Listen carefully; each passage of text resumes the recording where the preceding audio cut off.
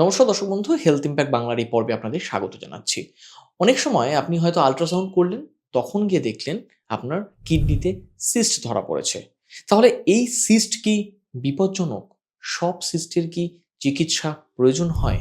কোন ধরনের সিস্টের ক্ষেত্রে কবে অপারেশন বা সার্জারির প্রয়োজন পড়ে? আর কোন সিস্ট ভবিষ্যতে কিডনি ফেলিয়ারের ঝুঁকি বাড়িয়ে তোলে? আজকের পর্বে আমরা কিডনি সিস্ট সংক্রান্ত এই নানা প্রশ্ন নিয়ে আলোচনা করব। আমাদের সঙ্গে রয়েছেন কলকাতার বিশিষ্ট চিকিৎসক ডক্টর পার্থ কর্মকার। আমি স্যারের কাছে যাব, আপনাদের অনেকগুলো প্রশ্ন আছে জানি, সেগুলো নিয়ে আলোচনা হবে। যারা আমাদের চ্যানেলে নতুন এসেছেন অবশ্যই চ্যানেলটিকে সাবস্ক্রাইব করুন। স্বাস্থ্য সংক্রান্ত নানা বিষয় নিয়ে আমরা প্রতিনিয়ত আপনাদের জন্য আলোচনা করছি। ভিডিওটি শেষ পর্যন্ত থাকুন। আশা করি আজকের পর্বে যেগুলো আলোচনা হবে তাতে আপনারা উপকৃত হবেন। আসুন আজকের আলোচনা শুরু করি। স্যার, আপনাকে স্বাগত জানাচ্ছি হেলথ ইম্প্যাক্ট বাংলায়। নমস্কার। নমস্কার অভিষেক, অসংখ্য ধন্যবাদ এই প্রোগ্রামের জন্য। আমাদের দর্শকদের অসংখ্য ভালোবাসা জানাই। যখনই কোনো পেশেন্ট এই সিস্ট নিয়ে আসেন, প্রথমেই আমরা দেখি তারা অত্যন্ত উদ্বিগ্ন। মানে তারা ধরেই নেন যে সিস্ট মানেই হচ্ছে এটা ক্যান্সার, কিন্তু অধিকাংশ ক্ষেত্রেই দেখা যায় যেটা ক্যান্সার নয়। সিস্টের অনেক প্রকারভেদ আছে। প্রথমেই যেটা হচ্ছে বিনাইন অ্যান্ড ম্যালিগনেন্ট, মানে ক্যান্সার নয়। Single cyst, multiple cyst, acquired cyst and genetic cyst. Acquired মানে হচ্ছে কিডনির ভেতরে কোনো একটা রোগ আছে, থাকতে থাকতে থাকতে থাকতে সেখান থেকে সিস্ট হয়। সেটা সাধারণত একটু যাদের বেশি বয়স তাদের ক্ষেত্রে দেখা যায়। আর জেনেটিক মানে হচ্ছে তাদের জন্মগত এবং বংশগত সিস্ট আছে, এবং সেই সিস্টগুলো বিভিন্ন বয়সে প্রকাশিত হয় এবং সেগুলো আস্তে আস্তে সংখ্যায় এবং সাইজে বাড়তে থাকে। তাহলে আপনাদের এই প্রোগ্রামের মাধ্যমে আমি প্রথমেই যেটা বলতে চাই যে সিস্ট মানেই যে ক্যান্সার সেটা ভাববেন না। অধিকাংশ ক্ষেত্রে দেখা যায় যেটা ক্যান্সার নয়। এবার আসি বিভিন্ন এজ গ্রুপ।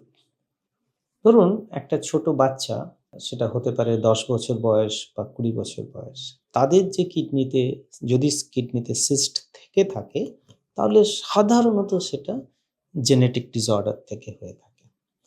সেখানে autosomal recessive polycystic kidney disease, nephronophthisis, এর অনেক রকমের কিছু আছে, যেখানে বাবা মাকে দেখতে হবে যে যাতে তারা এটা ক্যান্সারাস নয়, কিন্তু তারা যেন ডাক্তারের পরামর্শ নেন এটা জানার জন্য যে এটাতে কি হতে পারে, ভবিষ্যতে কি হতে পারে, এখান থেকে কিডনি ফেলিওর হতে পারে কি হবে না, এই টাইপের। আবার ধরুন একটা বাড়িতে অনেকের কিডনিতে সিস্ট আছে এবং সেই ফ্যামিলিতে একটা 20 বছরের বাচ্চার হয়তো একটা সিস্ট পাওয়া গেল, একটা কিডনিতে একটা সিস্ট পাওয়া গেল। তার মানে হচ্ছে এটা হচ্ছে এই যেটা বলছিলাম ফ্যামিলিক্যাল ডিজিজ, এবং যেটা লেট স্টেজে প্রেজেন্ট করে। প্রথম যেগুলো বললাম autosomal recessive polycystic kidney disease, এগুলো ছোট বয়সে। আর autosomal dominant polycystic kidney disease সেগুলো হচ্ছে বড় বয়সে প্রেজেন্ট করে, সাধারণত বাই দ্য এজ অফ 40 এগুলো প্রকাশিত হয়ে যায়, এবং সেখান থেকে কিডনি ফেলিওর হতে অনেক সময় লাগে। এখান থেকে কিডনি ফেলিওর, এই প্রথম ধরা পড়া থেকে কিডনি ফেলিওর যাওয়াটা, এটা রোগীর এবং ডাক্তারের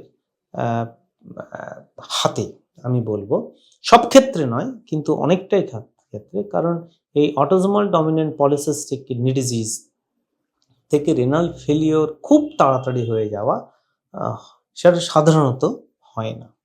এবং এই যে autosomal dominant polycystic kidney disease মানে ফ্যামিলির অনেকেরই আছে, দুটো কিডনিতেই অনেকগুলো সিস্ট, যে সিস্টের খুব বড় বেশি কিছু সমস্যা হচ্ছে না, মাঝে মধ্যে হয়তো একটু ব্লিডিং হলো, ইউরিনে ব্লাড এলো, এবং হয়তো তাদের প্রেশার বেশি থাকছে, এইভাবেই কিন্তু তারা প্রেজেন্ট করেন।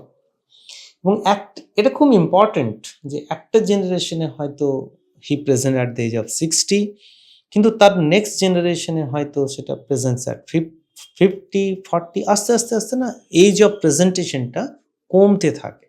সুতরাং খুব কেয়ারফুল থাকতে হবে যে এই রকমের সিস্ট যাদের আছে তারা যাতে না রেনাল ফেলিওরে যান সেটা কিন্তু খুব ভালো করে দেখে নিতে হবে এবং যে চিকিৎসা করার করতে হবে। এইসব সিস্টের যে একদমই ওষুধ নেই তা নয়, কিছু কিছু ক্ষেত্রে ওষুধের দরকার হয়, কিছু কিছু ক্ষেত্রে ওষুধের দরকার হয় না। বাট অনেক দিন আগে থেকে একটা ওষুধ আছে যাকে আমরা টলভ্যাপটান বলি, সেটা এবং নতুন আরেকটা ওষুধ বেরিয়েছে SGLT2 ইনহিবিটরস, সেটাতেও দেখা যাচ্ছে যে সিস্ট থেকে রেনাল ফেলিয়ার হওয়া অনেকটা প্রিভেন্ট করা যায় বা স্লো করা যায়। এটা হলো 2 রকমের জেনেটিক ডিসঅর্ডার আমি যেটা বললাম, একটা হচ্ছে autosomal recessive polycystic kidney disease আর একটা হচ্ছে autosomal dominant polycystic kidney disease. এছাড়া আরও অনেক রকমের সিস্ট আছে, যেমন ধরুন অ্যাকোয়ার্ড যে কিডনিতে সিস্ট হয় সেইগুলো হয়তো অনেকের কিডনি ডিজিজ অনেক বছর ধরে আছে, থাকতে থাকতে থাকতে স্লো প্রোগ্রেসিং, থাকতে থাকতে তাদের কিডনিতে একটা দুটো করে সিস্ট হলো এবং এই সিস্টগুলোর জন্য কোনো চিকিৎসার খুব একটা দরকার হয় না। এগুলো সাধারণত একটু লেট এজে প্রেজেন্ট করে এবং তাদের আগের থেকেই হয়তো কিডনি ডিজিজ আছে, যেটা আমি বললাম ক্রিয়াটিনিন একটু হাই, এই টাইপের। অনেক পেশেন্টদের আমরা দেখি যাদের কিডনিতে সিস্ট আছে, হয়তো একটা সিস্ট, কিন্তু কোরিলেট করছে না মানে তাদের অটোসোমাল ডমিনেন্ট যে পলিসিস্টিক কিডনি ডিজিজ সেটাতেও কোরিলেট করছে না এবং অ্যাকোয়ার্ড যে পলিসিস্টিক কিডনি ডিজিজ তাদেরও করছে না। সুতরাং এগুলো হচ্ছে স্পোরাডিক প্রেজেন্টেশন, মানে কিডনিতে সিস্ট একটা দুটো থাকলেও থাকতে পারে এবং আল্ট্রাসাউন্ড করলেই বোঝা যায় যে এটা খারাপ সিস্ট না ভালো সিস্ট এবং এদের ক্ষেত্রে কোনো চিকিৎসার দরকার হয় না, প্রত্যেক 5 বছর অন্তর ফলো আপ করলেই যথেষ্ট। আমি যখন বলি পেশেন্টদেরকে কিছু করার দরকার নেই, আপনি 5 ইয়ার্স পরে আসুন, তারা হয়তো একটু উতলাও হয়ে পড়েন যে কি করব, অনেকে ইয়ারলি আল্ট্রাসাউন্ড করে দেখেন, এইসবের দরকার হয় না। একটা খুব ইন্টারেস্টিং অ্যাসপেক্ট আমি বলতে চাই, ধরুন কোনো একজনের অটোসোমাল ডমিনেন্ট পলিসিস্টিক কিডনি আছে, এবার তার বাচ্চা কিন্তু কিডনি স্টোন নিয়ে প্রেজেন্ট করতে পারে। তার আল্ট্রাসাউন্ড করলে হয়তো দেখা গেল সিস্ট নেই, কিন্তু যাদের অটোসোমাল ডমিনেন্ট পলিসিস্টিক কিডনি তাদের ইউরিনের কিছু ইমব্যালেন্স থাকে, they can present with different type of kidney stones. I have a patient এবং আমরা জেনেটিক স্টাডি করে সেটা দেখেছি। এবার ধরুন একটা পেশেন্টের ইয়াং ছেলে বা ইয়াং মেয়ে, তার একটা কিডনিতে সিস্ট পাওয়া গেল, এবার আমরা ভাবছি কি হতে পারে। সুতরাং এখন অনেক জেনেটিক স্টাডি বেরিয়েছে, যে স্টাডিগুলো করে আমরা এক্সক্লুড করতে পারি যে এটা ওই জিনগত বা বংশগত রোগ না, এটা unrelated to something, unrelated to gene বা বংশ, সেরকম কিছু নয়, সেটা কিন্তু জেনেটিক স্টাডি করলে বোঝা যায়। সুতরাং এখন ডায়াগনোসিসের দিক থেকে আমরা অনেক ক্লিয়ার হয়ে গেছি। এবার আল্ট্রাসাউন্ডে অনেক সময় একটু কনফিউশনের সৃষ্টি হয় যে একটা সিস্টের মানে ডেসক্রিপশন যেটা, সেটা খুব ইম্পর্টেন্ট। যেখানে লেখা থাকে সিম্পল সিস্ট, সেটা 100% মানে একদম উনি বলেই দিচ্ছেন যে এর মধ্যে কোনো জটিলতা নেই, সিম্পল। কিন্তু কিছু কিছু ক্ষেত্রে খুব মাইল্ড একটু ক্যালসিফিকেশন রয়েছে, ওয়াল থিকেনিং রয়েছে, একটু ভ্যাসকুলারিটি কিরকম মনে হচ্ছে, এইরকম অনেক আল্ট্রাসাউন্ড রিপোর্ট আমরা আজকাল পাচ্ছি এবং সেখানে লেখা থাকছে কমপ্লেক্স সিস্ট। যদি কমপ্লেক্স সিস্ট লেখা থাকে এবং আমি সাধারণত আল্ট্রাসাউন্ড ফিল্ম দেখে অনেকটা বুঝে নিতে পারি, তো আমার যদি মনে হয় যে কমপ্লেক্স সিস্ট, তাহলে কিন্তু আমরা নেক্সট স্টেপ অফ স্ক্যান করে দেখে নিতে পারি এটা সত্যিই কমপ্লেক্স সিস্ট না এটা সিম্পল সিস্ট। সিটি স্ক্যান আছে, এমআরআই আছে। সুতরাং আজকাল এত বেশি ভালো ভালো মোডালিটিস বেরিয়ে গেছে ইনভেস্টিগেশনের, সিস্ট খারাপ না ভালো সেটা বুঝতে আমাদের কিন্তু অসুবিধে হয় না। এবার কিছু পেশেন্ট আছে, ধরুন তারা প্রেজেন্ট করলেন পেইনলেস হিম্যাচুরিয়া, মানে তার ইউরিনে ব্লাড বেরোলো, কোনো ব্যথা নেই, এবং তার আল্ট্রাসাউন্ডে দেখা গেল একটা সলিড টিউমার আছে। সাধারণত সলিড টিউমার, সেগুলো কিন্তু সাধারণত, এটা সিস্ট নয়, সলিড টিউমার, এগুলো সাধারণত আল্ট্রাসাউন্ড করলেই বোঝা যায় যেটা ম্যালিগনেন্ট কিনা।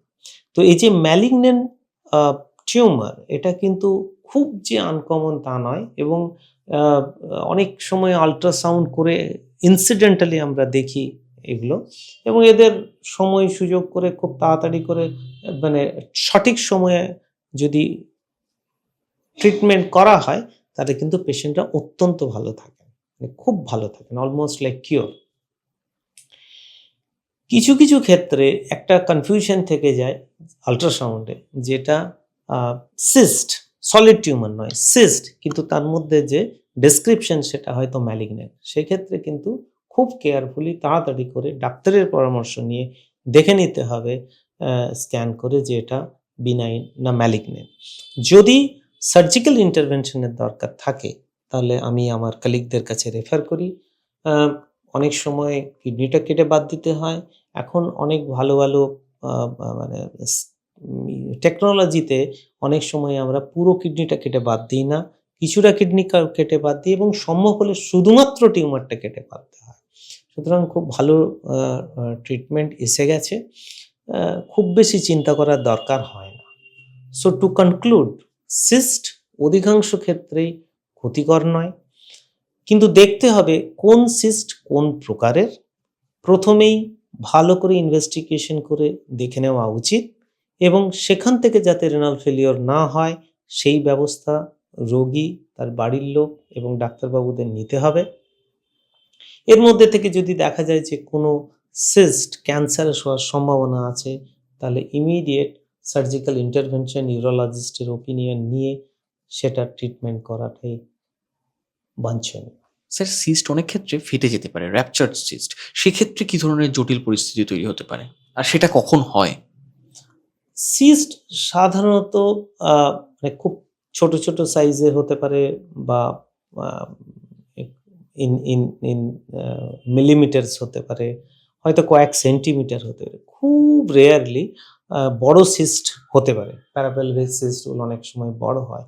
এগুলো এমন নয় যে সিস্ট ফেটে গিয়ে বিশাল কিছু বড় সমস্যার সৃষ্টি করলো। কিছু কিছু ক্ষেত্রে ম্যাক্রোস্কোপিক হেমাচুরিয়া সৃষ্টি হয়, মানে এটা ব্লিডিং হলো। তো এই ব্লিডিংগুলোর জন্য কিছু বিশেষ করার দরকার হয় না। আহ, খুব রেয়ার কেসে ইউরিনোমা হতে পারে, মানে সিস্ট ফেটে গিয়ে যেখান থেকে ইউরিনটা, ওখানে তো ভেতরে ওয়াটার থাকে, সেখানে গিয়ে ফেটে গিয়ে বাইরের দিকে একটু জলের কালেকশন করতে পারে। বাট এগুলোর জন্য খুব একটা বেশি কিছু ট্রিটমেন্টের দরকার হয় না, কনজারভেটিভ ট্রিটমেন্টেই ঠিক হয়ে যায়। সুতরাং যেটা বলছিলাম যে সিস্ট থাকলে আপনার ইউরিনে ব্লাড আসতে পারে, এবং সেগুলো সাধারণত পেনলেস হয়, এবং সেখান থেকে আপনাকে ডিফারেন্সিয়েট করে নিতে হবে যেটা ম্যালিগনেন্ট না benign, with further modalities of investigation. একটা জিনিস, যাদের সিস্ট থাকে তাদের যদি ইউরিনারি ট্র্যাক্ট ইনফেকশন হয়, অনেক সময় সেগুলো সিস্টের মধ্যে ঢুকে গেলে সেখান থেকে কিওর বা ইরাডিকেট করা ইনফেকশন বা ব্যাকটেরিয়াকে মুশকিল হয়ে যায়, and they need long term antibiotic therapy. Sir, যদি একাধিক সিস্ট থেকে থাকে, যদি দেখা গেল যে একাধিক সিস্ট রয়েছে, পলিসিস্টিক কিডনি ডিজিজ, তো সেক্ষেত্রে কি ধরনের আলাদা সমস্যা তৈরি হতে পারে, বা সেই ধরনের কি ধরনের জটিলতা তৈরি হতে পারে? Polycystic kidney disease is basically a disease of some cilia. Cilia মানে আমাদের প্রত্যেক অর্গানে একটা করে সিলিয়া থাকে। তো সেটা আমাদের পক্ষে একটু বোঝা মুশকিল, ডিটেলসে আমি যাচ্ছি না। তো এগুলো সারা শরীরে আছে। সুতরাং এই রকম পেশেন্টদের যাদের autosomal dominant polycystic kidney disease আছে, তাদের সিস্ট ব্রেনে থাকতে পারে, হার্টে থাকতে পারে, লিভারে থাকতে পারে, প্যানক্রিয়াসে থাকতে পারে, স্পামাটিক কর্ডে থাকতে পারে, স্প্লিনে থাকতে পারে, এনিওয়্যার অ্যান্ড দেন ব্লাড ভেসেলসের অ্যানিউরিজম থাকতে পারে ব্রেনেতে। তো অনেক পলিসিস্টিক কিডনি ডিজিজ আছে পেশেন্ট যারা কিন্তু ইন্ট্রাসেরিব্রাল হেমারেজ হতে পারে। সো এইগুলো খুব কেয়ারফুলি দেখে নেওয়া উচিত। কিডনিতে সিস্ট থাকলে যেটা হয়, সাধারণত কি হয়, এই সিস্টগুলো বড় হতে হতে কিডনির যে অরিজিনাল যে টিস্যু সেইগুলোকে রিপ্লেস করে দেয়। তো প্যারেনকামে যখন রিপ্লেস হয়ে যাচ্ছে তখন কিডনি অরিজিনাল যে কিডনির ম্যাস যেগুলো কাজ করছে সেগুলো আস্তে আস্তে সংখ্যাটা কমতে থাকে। সেখান থেকে ব্লাড প্রেশার হতে পারে, সেখান থেকে অনেক কিছু ইমব্যালেন্স হতে পারে এবং ইভেনচুয়ালি কিডনি ফেলিওর হতে পারে এবং ডায়ালিসিস ট্রান্সপ্ল্যান্ট লাগতে পারে। তো সেটা আমি বলছিলাম যে এগুলোকে কিন্তু প্রিভেন্ট করা বা খুব স্লো করে দেওয়া খুব easy if properly treated and religiously treated. Sir, অনেকেই এই প্রশ্নটা করে থাকেন যে কিডনিতে সিস্ট ধরা পড়লে তাহলে কি জল খাওয়ার বা খাদ্যাভ্যাসের কি আলাদা কোনো নিয়ম তৈরি হয়? সিস্ট থেকে মানে বিভিন্ন টাইপের সিস্ট আছে, তো প্রত্যেকের ক্ষেত্রেই যে প্রত্যেক সিস্টের ক্ষেত্রেই যে জল বেশি খেতে হবে বা কম খেতে হবে একদমই না ব্যাপারটা। শুধুমাত্র যাদের পলিসিস্টিক কিডনি ডিজিজ তাদের ক্ষেত্রে আমরা বলি জল বেশি খেতে, এবং দেখা গেছে যে জল বেশি খেলে এদের এই যে সিলিয়া বলছিলাম যে একটা ভিতরের যে ইন্টারনাল কেমিক্যাল চেঞ্জেস হয়, সেখান থেকে সিস্টের যে র্যাপিডিটি অফ গ্রোথ অফ সিস্ট সেটা অনেকটা কমে যেতে পারে। কিন্তু এই জল খাওয়ার ব্যাপারটা আপনি আপনার ডাক্তারের পরামর্শ অনুযায়ী করবেন। তার কারণ হচ্ছে কোন সিস্টে জল বেশি খেতে হবে, আপনার কিডনি ফাংশন কেমন আছে, আপনার সোডিয়াম লেভেল কেমন আছে, তার ভিত্তিতেই কিন্তু আমরা জল খাওয়ার মাত্রাটা ঠিক করি। প্লাস আপনাকে যে বললাম একটা মেডিসিন আছে টলভ্যাপটান, সেই টলভ্যাপটান দিলে জলের পরিমাণ একরকম হবে, আর টলভ্যাপটান না খেলে জলের পরিমাণ একরকম হবে। কিন্তু সুতরাং এই প্রোগ্রামের মাধ্যমে আমি আপনাদের দর্শকদের বলবো না যে সিস্ট থাকলেই আপনি বেশি জল খাবেন, আপনার ডাক্তারের পরামর্শ অনুযায়ী আপনি চলুন। স্যার, একেবারে শেষ প্রান্তে এসে আরেকটা প্রশ্ন, যে কি করলে সিস্ট বেড়ে যাওয়ার সম্ভাবনা কমিয়ে আনা যায়? এটা পুরোটাই ডিপেন্ড করছে কোন টাইপের সিস্ট। মানে ধরুন যেগুলো জেনেটিক সিস্ট সেইগুলো তো আপনার বা আমার হাতে নয়। Autosomal dominant polycystic kidney disease কিছু প্রিভেন্টিভ মেজার্স আছে, জল বেশি খাওয়া, টলভ্যাপটান, SGLT2 ইনহিবিটরস এক্সেট্রা, এগুলো হচ্ছে সিস্ট গ্রোথকে কমায়। অ্যাকোয়ার্ড সিস্ট মানে যাদের অলরেডি কিডনি ডিজিজ আছে সেখান থেকে যদি সিস্ট হয় তাহলে কিডনি ডিজিজটাকে কন্ট্রোল করলে সিস্টের নাম্বার এবং সাইজ খুব র্যাপিডলি বাড়বে না। কিছু মেডিসিন আছে যা সিস্ট তৈরি করতে পারে, সাইকিয়াট্রিক মেডিসিন, যেমন লিথিয়াম খেলে কিডনিতে সিস্ট হতে পারে। কিছু সিস্ট আছে নাইদার জেনেটিক নর ম্যালিগন্যান্ট, ডিফাইন করা যায় না, এগুলোর জন্য বিশেষ কিছু করার দরকার হয় না, শুধু ফলো আপ। দর্শক বন্ধু, কিডনি সিস্ট নিয়ে ভুল ধারণা অনেক, কিন্তু ডাক্তারবাবু যেমনটা জানালেন যে অধিকাংশ সিস্টই কিন্তু নিরীহ। শুধু নিয়মিত ফলো আপ বা চেক আপ এবং চিকিৎসকের পরামর্শ মেনে যদি চলতে পারেন, যদি একটু সতর্ক থাকতে পারেন, তাহলে কিন্তু কিডনিতে সিস্টের সমস্যা এড়িয়ে আপনি চলতে পারেন, সুস্থ জীবন লাভ করতে পারেন। কিডনি সিস্ট সংক্রান্ত অন্য কোনো সমস্যা যদি ভুগে থাকেন বা অন্য কোনো প্রশ্ন থেকে থাকে যেগুলো আজকের পর্বে আমরা আলোচনা করলাম না, সেগুলো অবশ্যই কমেন্ট বক্সে লিখুন। আপনাদের প্রশ্ন নিয়ে আমরা পরবর্তীতে আবার একদিন আলোচনা করব। আজকের মতো এখানেই শেষ করি। ভালো থাকবেন, সুস্থ থাকবেন। ধন্যবাদ।